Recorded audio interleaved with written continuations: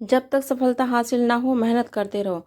किसी गांव में एक साधु रहा करता था। वो जब भी नाचता तो बारिश होती थी। अतः गांव के लोगों को जब भी बारिश की जरूरत होती थी तो वो लोग साधु के पास जाते और उनसे अनुरोध करते कि वे नाचे, और जब वो नाचने लगता तो बारिश जरूर होती। कुछ दिनों बाद चार लड़के शहर में से गांव में घूमने आए। जब उन्होंने यह बात मालूम हुई कि किसी साधु के नाचने से बारिश होती है तो उन्हें यकीन नहीं हुआ।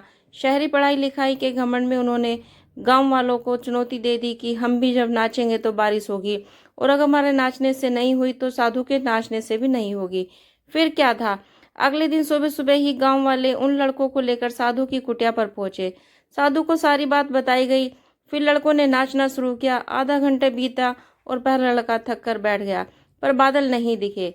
कुछ देर में दूसरे ने भी यही किया, और एक घंटा बीतते बीतते बाकी दोनों लड़के भी थक कर बैठ गए, पर बारिश नहीं हुई। अब साधु की बारी थी। उसने नाचना शुरू किया। एक घंटा बीता, बारिश नहीं हुई। साधु नाचता रहा। 2 घंटा बीता, बारिश नहीं हुई, पर साधु तो रुकने का नाम ही नहीं ले रहा था।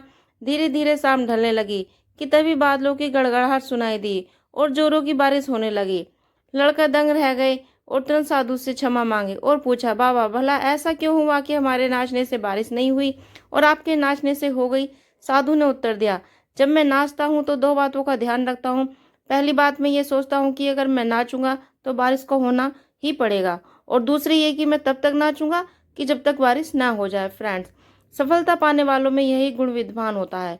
वो जिस चीज को करते हैं उसमें उन्हें सफलता होने का पूरा यकीन होता है, और वे तब तक उस चीज को करते रहते हैं जब तक कि उसमें सफलता ना मिल जाए। इसलिए यदि हमें सफलता हासिल करनी है तो साधु की तरह ही अपने लक्ष्य को प्राप्त करना होगा।